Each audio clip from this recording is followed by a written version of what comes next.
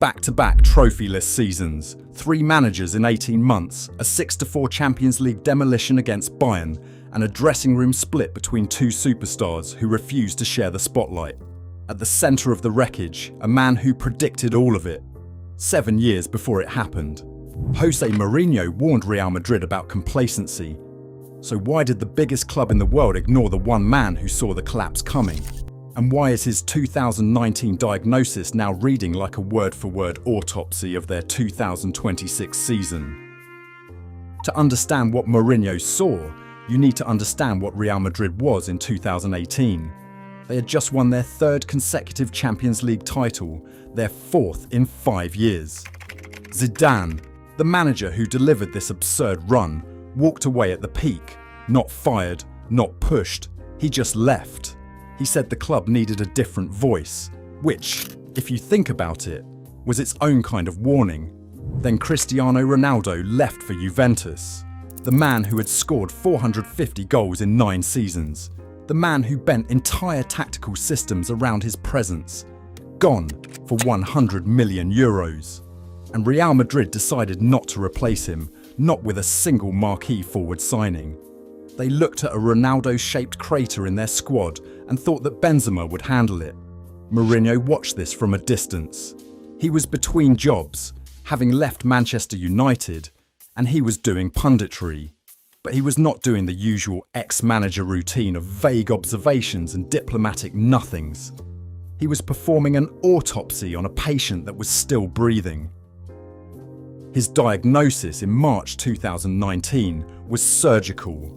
He said that winning 4 Champions League titles in 5 years had created what he called a mistaken mental state. Too much success, too fast.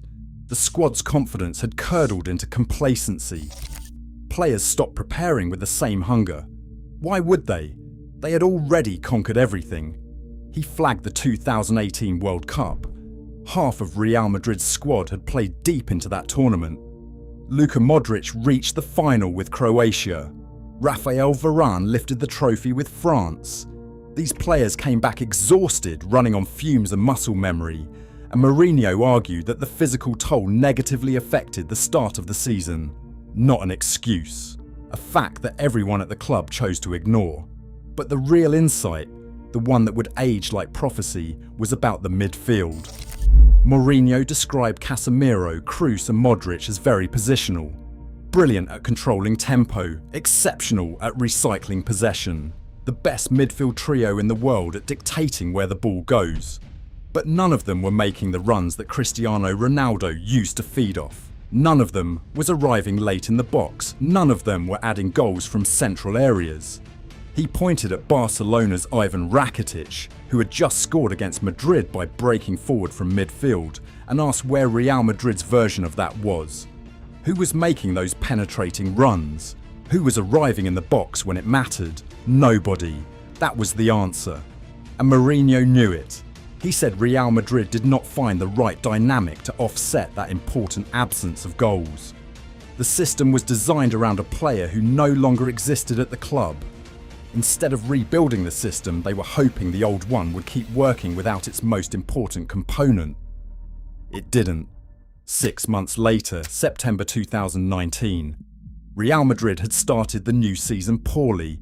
A 3-0 humiliation at home to PSG in the Champions League group stage. Eden Hazard, the supposed Ronaldo replacement, the 100 million euro man who was going to restore the goals and the glamour, was already injured. The Spanish media was in full crisis mode, and the vultures were circling Zidane's job. So the press went to Mourinho with the question they always ask him, the same question, would you go? Most managers in his position would have played coy, left the door open, maybe dropped a hint about unfinished business, let the speculation build. Mourinho did the opposite. He defended Zidane. He told reporters that Real Madrid was 2nd or 3rd in La Liga, close to 1st, and that it was not as bad as the headline suggested. One win could put them top of the table. The situation, he said, was being exaggerated by people who benefit from exaggeration. Then he went further. When asked about the rumours linking him to Zidane's job, he did not deflect. He confronted it head-on. He said there are two types of rumours. The kind that puts his name in the mix, while another coach is still in the job. He did not like that. There is something called respect, and he meant it. And then the line that would define his relationship with Madrid for the next 7 years. He said he would not like to return because they have a coach, and he cannot coach a team that already has one. He said he was not there to sell smoke. He said he would like things to go well and for everything to be resolved. For a man often accused of ego, of self-promotion, of loving the spotlight more than the job, this was remarkably selfless. He was telling Madrid publicly that Zidane deserved time and support, that the crisis was manufactured by the same media machine that would manufacture the next crisis and the one after that. That loyalty to the current manager mattered more than his own ambition.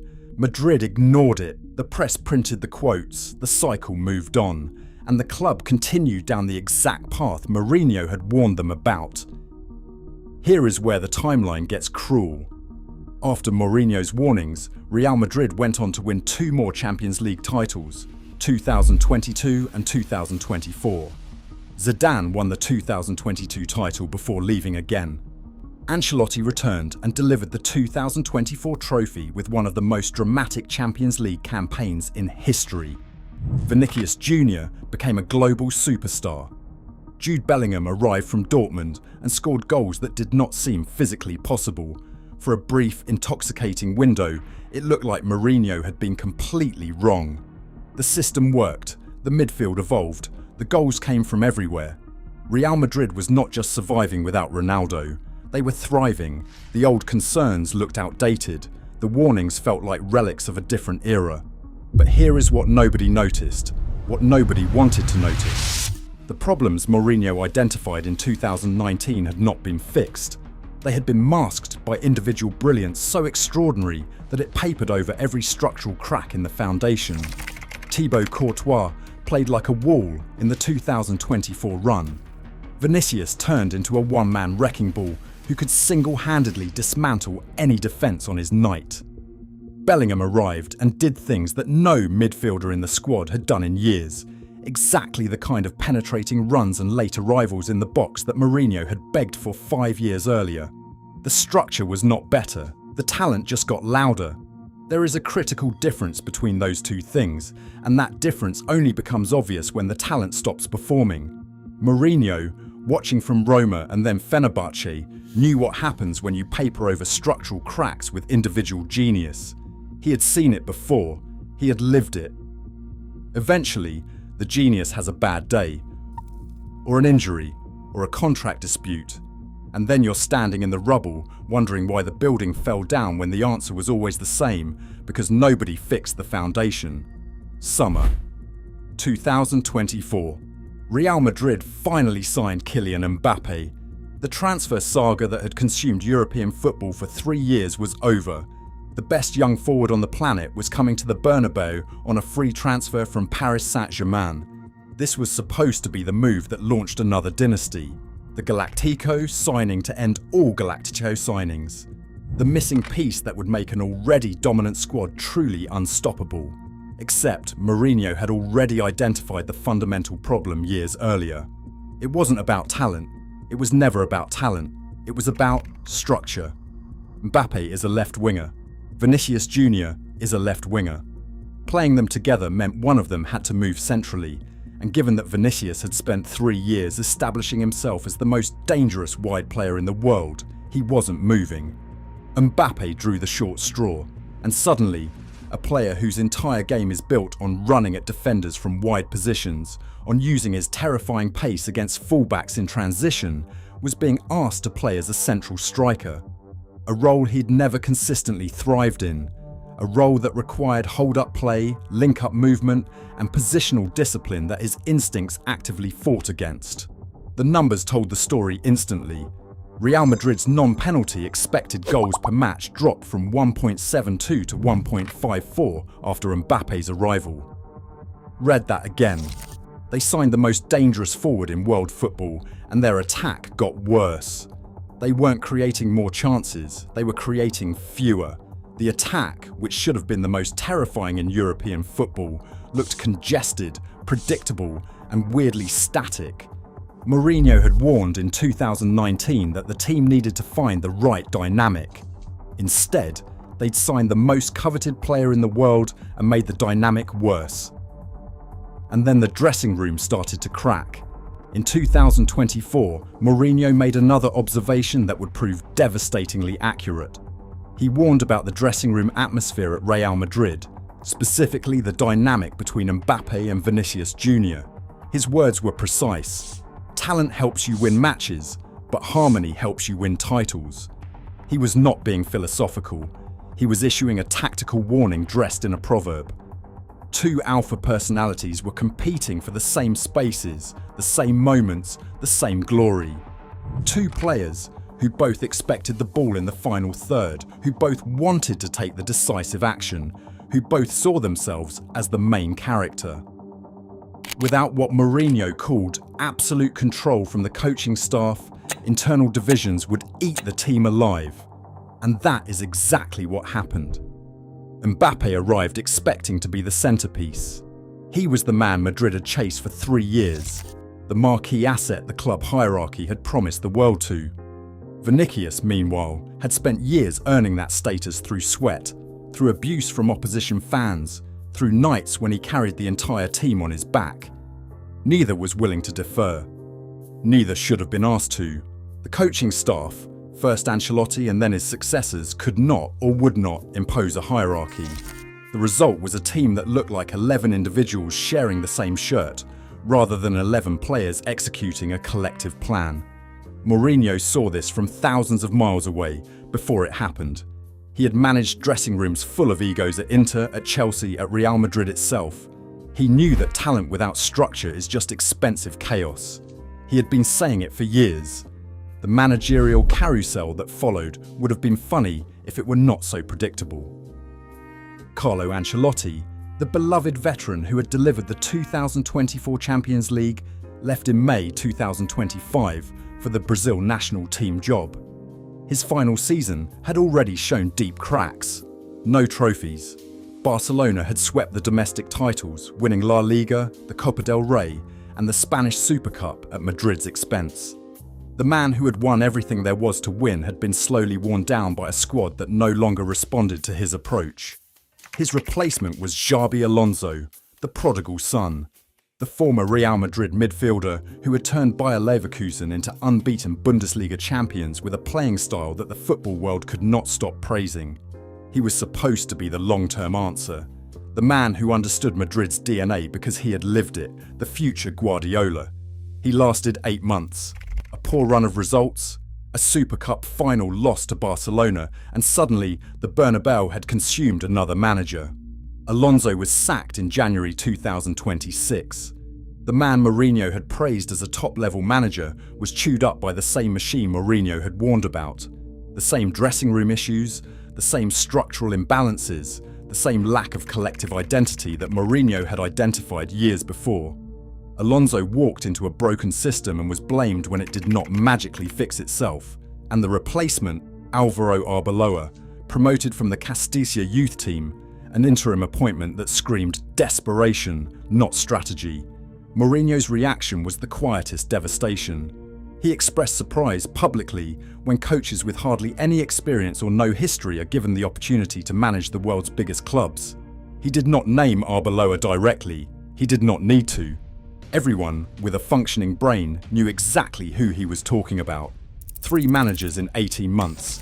0 trophies across 2 full seasons. The instability Mourinho had diagnosed from the very beginning was now the defining feature of the club. If the domestic failures stung, the European collapses were an outright humiliation for a club that had built its entire identity around the Champions League. In the 2024 to 2025 season, the reigning European champions were dismantled by Arsenal, 5-1 on aggregate in the quarter-finals. Not a close tie decided by a bad refereeing decision. Not an unlucky exit on penalties after a heroic defensive effort. A demolition. Arsenal were faster, sharper, more organised and more hungry. Mbappe limped off injured. fans at the Bernabeu jeered their own players. The stadium that had hosted so many magical European nights walks in, where Ramos had scored in the 93rd minute, where Bale had scored that bicycle kick, where Vinicius had danced on the biggest stage, became the scene of the crime. 1 year later, Bayern Munich did it again, 6-4 on aggregate in the 2025 to 2026 quarter-finals. Another high-scoring collapse that suggested Madrid could create chances but could not stop conceding them. 2 consecutive last 8 exits. For a club that had won 6 Champions League titles in 11 years, this was not a dip in form. This was not bad luck. This was a fundamental change in what this team was. And after the Bayern elimination, Mourinho delivered the line that pulled every thread together. He said that too many players want to be decisive, that the team had become a collection of individuals rather than a cohesive unit, that the structural balance was gone, the same diagnosis, the same words. 7 years later, nothing had changed except the scorelines, which had gotten considerably worse. By February 2026, Mourinho was managing Benfica. Fate, with its terrible sense of humour, drew his team against Real Madrid in the Champions League playoff round. Before the match, he delivered what might be his most perfectly crafted piece of psychological warfare. He warned his own squad and the media that despite Madrid's struggles, despite the managerial chaos, the dressing room fractures and the back-to-back European humiliations, a wounded king is dangerous. Think about that for a second. He was about to play the club he still loves, the club he had spent 7 years trying to help from afar with warnings that were ignored and diagnoses that were dismissed. His message was not mockery, it was not schadenfreude, it was respect, wrapped in a warning, delivered with the timing of a man who had been thinking about this exact moment for a very long time. He also openly declared his desire to eliminate Real Madrid from the competition. Not out of malice, not to prove a point, but out of pure competition, because that is what Mourinho does. He loves the club, but he loves winning more.